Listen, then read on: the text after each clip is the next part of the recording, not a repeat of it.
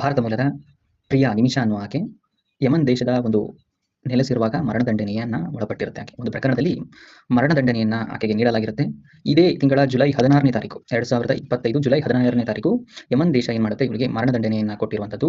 ಜೊತೆಗೆ ಯಮನ್ ಅಧ್ಯಕ್ಷರ ಸಹಿ ಕೂಡ 2024 ಡಿಸೆಂಬರ್ 30ನೇ ತಾರೀಕು ಈಕೆಗೆ ಮರಣದಂಡನೆ ಶಿಕ್ಷೆ ಆಗಿರುವಂತದ್ದು. ಇದನ್ನ ಪ್ರಶ್ನಿಸಿ ಆಕೆ ಹಲವು ನ್ಯಾಯಾಲಯಗಳ ಮೆಟ್ಟಲನ್ನು ಕೂಡ ಆಕೆಯ ತಾಯಿಯಾದಂತಹ ಪ್ರೇಮಾ ಕುಮಾರಿಯ ಜೊತೆ ಗಂಡ ಥಾಮಸ್ ಕೂಡ ಭಾರತಕ್ಕೆ ಕೂಡ ಒತ್ತಾಯವನ್ನ ಮಾಡಿದ್ದಾರೆ. ಭಾರತದ ರಾಜತಾಂತ್ರಿಕ ಒಂದು ಏನು ಕಾರ್ಯಕ್ಷಮತೆಯನ್ನು ಬಳಸಿ ನೀವು ಆಕೆಯನ್ನ ಈ ಒಂದು ಮರಣದಂಡನೆಯಿಂದ ಕಾಪಾಡಿ ಅನ್ನುವಂಥದ್ದು ಕೂಡ ಅವರು ತಿಳಿಸ್ತಾ ಇರುವಂಥದ್ದು. ಏನಿದು ಪ್ರಿಯಾ ನಿಮಿಷ ಅವರ ಪ್ರಕರಣ ಏನಿದೆ ಅನ್ನುವಂಥದ್ದು ನೋಡ್ತಾ ಹೋಗೋದಾದ್ರೆ, ಪ್ರಿಯಾ ನಿಮಿಷ ಅನ್ನುವ ಆಕೆ ಅವಳು ಮೂಲತಃ ಕೇರಳದ ಒಂದು ಪಾಲಕ್ಕಾಡು ಬಳಿಯ ಒಂದು ಕೊಲ್ಲಂಗೋಡು ಅನ್ನುವಂತಹ ಒಂದು ಪಟ್ಟಣದವರು, ಮೂಲ ನಿವಾಸಿಗಳು. ಗಂಡ ಥಾಮಸ್ ಅನ್ನುವಂಥವನು ಕೂಡ ಅಲ್ಲಿನ ಒಂದು ನಿವಾಸಿ.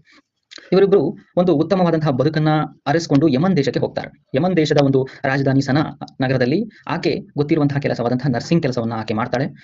ಥಾಮಸ್ ಅನ್ನುವಂತನು ವ್ಯಕ್ತಿ, ಅವನು ಡ್ರೈವಿಂಗ್ ಕೆಲಸವನ್ನ ಅವನಿಗೆ ಗೊತ್ತಿರೋದ್ರಿಂದ ಡ್ರೈವಿಂಗ್ ಕೆಲಸವನ್ನ ಅವನು ಮಾಡುವಂಥದ್ದು. 2008ರ ಸಂದರ್ಭದಲ್ಲಿ ಇದಾಗುವಂಥದ್ದು. ನಂತರ ಆಕೆಗೆ ಕೂಡ ಒಂದು ಹೆಣ್ಣು ಮಗು ಕೂಡ ಜನನವಾಗುತ್ತೆ. ನಂತರ 2014ರ ಸಂದರ್ಭದಲ್ಲಿ ಮಗಳು ಮತ್ತೆ ಗಂಡನ ಜೊತೆ ನಿಮಿಷ ಪ್ರಿಯ ಇರುವಂತದನ್ನ ನೋಡ್ತೇವೆ. ಅದು ಯಮನ್ ದೇಶದಲ್ಲಿ ಗಂಡ ಥಾಮಸ್ ಮತ್ತೆ ಮಗಳು ಏಕೋ ಅಲ್ಲಿ ಜೀವನ ಸರಿ ಅನ್ಸೋದಿಲ್ಲ, ಬದುಕು ನಿರೀಕ್ಷೆಗಿಂತ ಏನು ಸಾಕ್ತಾ ಇಲ್ಲ ಅನ್ನುವಂತಹ ಉದ್ದೇಶದಿಂದ ಅವರಿಬ್ಬರು ಅಂದ್ರೆ ಗಂಡ ಥಾಮಸ್ ಮತ್ತೆ ಮಗಳು ವಾಪಸ್ ಮತ್ತೆ ಕೇರಳಕ್ಕೆ ಬರುವಂತದ್ದು. ಆದರೆ ಪ್ರಿಯಾ ನಿಮಿಷ ಅನ್ನುವ ಆಕೆ ಯಮನ್ ದೇಶದಲ್ಲೇ ಉಳ್ಕೊಳ್ತಾಳೆ. ಇನ್ನು ಆಕೆ ಉಳಿದುಕೊಂಡ ನಂತರದಲ್ಲಿ ಇದು ಸರಿಸುಮಾರು 2014ರಲ್ಲಿ ನಡೆದಂತಹ ಘಟನೆ. ಇನ್ನು 2015ರಲ್ಲಿ ಏನಾಗುತ್ತೆ, ಆಕೆ ಒಂದು ಹೊಸ ಕ್ಲಿನಿಕ್ ಅನ್ನ ಸ್ಥಾಪನೆಯನ್ನ ಮಾಡ್ತಾಳೆ. ಅವಳಿಗೆ ಆ ಕ್ಲಿನಿಕ್ ಸ್ಥಾಪನೆ ಆಗುವಂಥದ್ದು ಸಂದರ್ಭ 2015ರಲ್ಲಿ. 2015ರಲ್ಲಿ ಕ್ಲಿನಿಕ್ಗೆ ತನ್ನ ಒಂದು ಜೊತೆಯಾಗಿ ಯಮನ್ ದೇಶದ ಪ್ರಜೆಯಾದಂತಹ ತಲಾಲ್ ಅಬ್ದೋ ಮೆಹದಿ ಅವರನ್ನ ಜೊತೆಗೂಡಿಕೊಂಡು ಪಾರ್ಟ್ನರ್ಶಿಪ್ ನಲ್ಲಿ ಒಂದು ಕ್ಲಿನಿಕ್ ಅನ್ನ ಆಕೆ ಪ್ರಾರಂಭ ಮಾಡುವಂಥದ್ದು. ತದನಂತರ ಇವರ ಮಧ್ಯದಲ್ಲಿ ಕೆಲವು ದಿನಗಳ ನಂತರ ಮನಸ್ತಾಪಗಳು ಉಂಟಾಗುತ್ತೆ. ಮನಸ್ತಾಪಗಳು ಉಂಟಾಗಿ ಆಕೆ ನನ್ನ ಹೆಂಡತಿ ಅಂತ ಹೇಳಿ, ಅವನು ಮೆಹದಿ ಅನ್ನುವಂಥವನು ಹೆಂಡತಿ ಅಂತ ಹೇಳಿ ಅಪಪ್ರಚಾರ ಮಾಡ್ತಾ ಹೋಗುವಂಥದ್ದು. ಜೊತೆಗೆ ಆಕೆಗೆ ಮಾನಸಿಕ ದೈಹಿಕ ಕಿರುಕುಳವನ್ನು ಕೊಡ್ತಾ ಇದ್ದಾನೆ. ಹಾಗೆ ನನ್ನ ಪಾಸ್ಪೋರ್ಟ್ ಅನ್ನ ಕಸಿದುಕೊಂಡಿದ್ದಾನೆ ಅನ್ನುವಂತಹ ಪ್ರಕರಣಗಳನ್ನೆಲ್ಲ ಈಕೆ ಕೊಟ್ಟಿರುವಂಥದ್ದನ್ನು ನೋಡ್ತೇವೆ. ಆಕೆಯ ಏನು ಮಾಡ್ತಾಳೆ, ಆತನ ವಿರುದ್ಧವಾಗಿ ಒಂದು ಪ್ರತಿಕಾರವನ್ನ ತೀರ್ಕೋಬೇಕು, ಇದನ್ನೆಲ್ಲ ವಾಪಸ್ ತಗೋಬೇಕು ನಾನು ಅಂತ ಹೇಳಿ ಪ್ರಿಯಾ ನಿಮಿಷ ಏನ್ ಮಾಡ್ತಾಳೆ, ಮದ್ದು ಬರುವಂತಹ ಇಂಜೆಕ್ಷನ್ ಮೆಹದಿ ಅಂದ್ರೆ ಯಮನ್ ಪ್ರಜೆಯಾದಂತಹ ತಲಾಲ್ ಅಬ್ದೋ ಮೆಹದಿಗೆ ಮದ್ದು ಬರುವಂತಹ ಒಂದು ಇಂಜೆಕ್ಷನ್ ಅನ್ನ ಕೊಡುವಂಥದ್ದು. ಅದು ಓವರ್ ಡೋಸ್ ಆಗಿ ಆತ ಏನ್ ಮಾಡ್ತಾನೆ, ಸತ್ತು ಹೋಗುವಂಥದ್ದು, ತೀರ್ಕೊಳ್ತಾನೆ. ನಂತರ ಆ ಪ್ರಕರಣವನ್ನ ಮುಚ್ಚಾಕಲು ಇವಳು ಏನ್ ಮಾಡ್ತಾಳೆ, ದೇಹವನ್ನೆಲ್ಲ ತುಂಡಾಗಿ ಮಾಡಿ ಒಂದು ಟ್ಯಾಂಕರ್ ನಲ್ಲಿ ಹೊಸ ಬರ್ತಾಳೆ. ನಂತರ ಆಕೆಯನ್ನ ಬಂಧಿಸಲು ಕೂಡ ಆಗುತ್ತೆ. ಯಾವಾಗ 2017ರಲ್ಲಿ ಇದೆಲ್ಲ ನಡೆಯುವಂಥದ್ದು. ಪೊಲೀಸರು ಆಕೆಯನ್ನ ಬಂಧಿಸಿ ಸ್ಥಳೀಯ ನ್ಯಾಯಾಲಯ ಏನ್ ಮಾಡುತ್ತೆ, ಈಕೆಗೆ 2020ರಲ್ಲಿ ಒಂದು ಮರಣದಂಡನೆಯನ್ನ ಘೋಷಣೆಯನ್ನ ಮಾಡುತ್ತೆ. 2020ರ ಸಂದರ್ಭದಲ್ಲಿ ಈ ಪ್ರಕರಣ ನಡೆಯುವ ಸಂದರ್ಭದಲ್ಲಿ ತಾಯಿಯಾದಂತಹ ಪ್ರೇಮಾ ಕುಮಾರಿ, ಗಂಡನಾದಂತಹ ಥಾಮಸ್ ಇವರು 2023ರಲ್ಲಿ ಮೇಲ್ಮನವಿಯನ್ನ ಸಲ್ಲಿಸ್ತಾರೆ. ನೋಡಿ, ಈ ಸುಪ್ರೀಂ ಕೋರ್ಟ್ಗೆ ಕೂಡ ಯಮನ್ ಸುಪ್ರೀಂ ಕೋರ್ಟ್ಗೆ ಮೇಲ್ಮನವಿ 2023ರಲ್ಲಿ ಸಲ್ಲಿಸ್ತಾರೆ. ತದನಂತರ ಏನಾಗುತ್ತೆ, ಅದು 2024ರ ಡಿಸೆಂಬರ್ 30ನೇ ತಾರೀಕು ಶಿಕ್ಷೆಗೆ ಜಾರಿಗೆ ಯಮನ್ ಅಧ್ಯಕ್ಷರು ಕೂಡ ಸಹಿಯನ್ನ ಮಾಡುವಂಥದ್ದು. ಈಗ ಪ್ರೇಮಾ ಕುಮಾರಿಯವರು ಮತ್ತೆ ಗಂಡನಾದಂತಹ ಥಾಮಸ್ ಅವರ ಒಂದು ಪ್ರತಿಫಲಕ್ಕೆ ಕೂಡ ಅದು ಕಷ್ಟಕ್ಕೆ ಕೂಡ ಅದು ಸ್ಪಂದನೆ ಸಿಗೋದಿಲ್ಲ.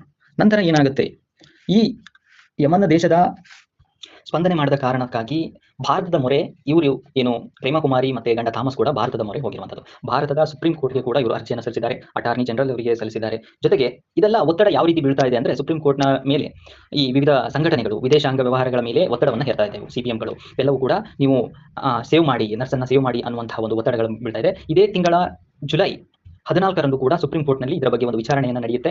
ಈ ಸುಪ್ರೀಂ ಕೋರ್ಟ್ನ ವಿಚಾರಣೆಯಲ್ಲಿ ಏನಾದರೂ ರಾಜತಾಂತ್ರಿಕವಾಗಿ ಏನಾದರೂ ಆಕೆಯನ್ನ ಕಾಪಾಡಬಹುದಾ ಅನ್ನುವಂತಹ ನಿರೀಕ್ಷೆ ಕೂಡ ಇರುವಂಥದ್ದು.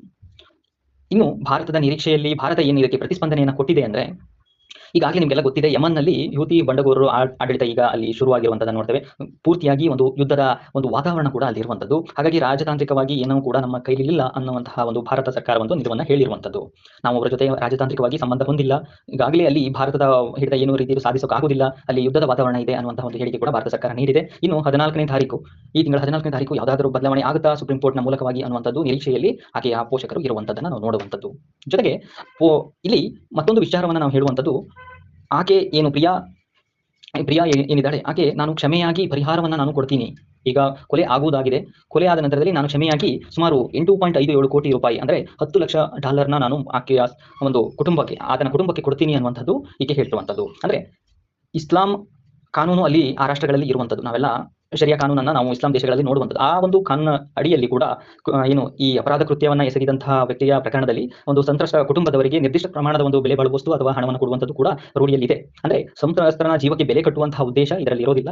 ಆಕೆಯ ಏನು ಮಾಡಿರುವಂತಹ ಕೃತ್ಯಕ್ಕೆ ಅಪರಾಧಿಯಾಗಿರುವಂತಹ ಕುಟುಂಬದ ಮೇಲೆ ಬೀಳುವಂತಹ ಒಂದು ಪರಿಣಾಮವನ್ನ ಮುಂಬರುವಂತಹ ಅವರ ಆರ್ಥಿಕ ಅಭಿವೃದ್ಧಿಗೆ ಏನು ಒಂದು ಒಳ್ಳೆಯದಾಗಲಿ ಅನ್ನುವಂಥ ನಿಟ್ಟಿನಿಂದ ಈ ಒಂದು ಕ್ಷಮೆಯನ್ನ ಕೊಡುವ ಮೂಲಕವಾಗಿ ಜೊತೆಗೆ ಒಂದಿಷ್ಟು ಹಣವನ್ನ ಪರಿಹಾರ ಮುಕ್ತವಾಗಿ ಕೊಡುವಂಥದ್ದನ್ನು ಕೂಡ ನಾವು ನೋಡ್ತೇವೆ. ಆಕೆಯ ಕುಟುಂಬ ಕೂಡ ಅಷ್ಟು ಬಡತನ ಅನ್ನುವಂಥದ್ದು ಇರುವಂಥದ್ದು. ತಾಯಿ ಕೂಡ ಪ್ರೇಮ ಕುಮಾರಿ ಮನೆ ಕೆಲಸ ಮಾಡುವಂಥದ್ದು, ಥಾಮಸ್ ನಾನು ಆಗಲೇ ಹೇಳಿದೆ ಒಂದು ಡ್ರೈವರ್ ಕೂಡ ಇರುವಂಥದ್ದು. ತಮ್ಮ ಕೇರಳದಲ್ಲಿರುವಂತಹ ಆಸ್ತಿಪಾಸ್ತಿಗಳನ್ನೆಲ್ಲ ಮಾರಿ ಆಕೆಯ ಮತ್ತೆ ಜೊತೆಗೆ ಹಲವು ದಾನಿಗಳ ಸಹಾಯದಿಂದ ಸುಮಾರು ಇಷ್ಟು 8.57 ಕೋಟಿ ರೂಪಾಯಿಗಳ ಮೊತ್ತವನ್ನು ಸಂಗ್ರಹ ಮಾಡಿರ್ತಾರೆ. ಅವರಿಗೂ ಕೂಡ ನಾವು ಈ ರೀತಿಯಾದಂತಹ ಒಂದು ಸಹಾಯ ಮಾಡಬಹುದು ಅನ್ನುವಂತಹ ನಿರೀಕ್ಷೆಯಿಂದ ಇನ್ನು ಸುಪ್ರೀಂ ಕೋರ್ಟ್ ಇದರಲ್ಲಿ ಭಾಗವಹಿಸಿ ಏನಾದರೂ ರಾಜತಾಂತ್ರಿಕವಾಗಿ ಏನಾದರೂ ಸಹಾಯ ಮಾಡಬಹುದು ಅನ್ನುವಂಥ ನಿರೀಕ್ಷೆಯಲ್ಲಿ ಆಕೆಯ ಕುಟುಂಬ ಕಾಯ್ತಾ ಇರುವಂಥದ್ದು. ಇನ್ನು 14ನೇ ತಾರೀಕು ಯಾವ ರೀತಿಯಾಗಿ ವಿಚಾರಣೆ ಆಗುತ್ತೆ ಅನ್ನುವಂಥದ್ದು ಮೇಲೆ ಅವರು ನಿರೀಕ್ಷೆ ಇರುವಂಥದ್ದು. ಇದಿಷ್ಟು ಯಮನ್ ದೇಶದಲ್ಲಿ ನಡೆದಂತಹ ಒಂದು ಭಾರತೀಯ ಮೂಲದ ಒಂದು ಕೊಲೆ ಪ್ರಕರಣ ಯಾವ ರೀತಿಯಾಗಿ ಆಯಿತು ಅನ್ನುವಂಥದ್ದನ್ನು ನಾವು ನೋಡುವಂಥದ್ದು. ಇದು ಪ್ರಿಯಾ ನಿಮಿಷಿ ಅವರ ಒಂದು ಪ್ರಕರಣ. ಧನ್ಯವಾದ.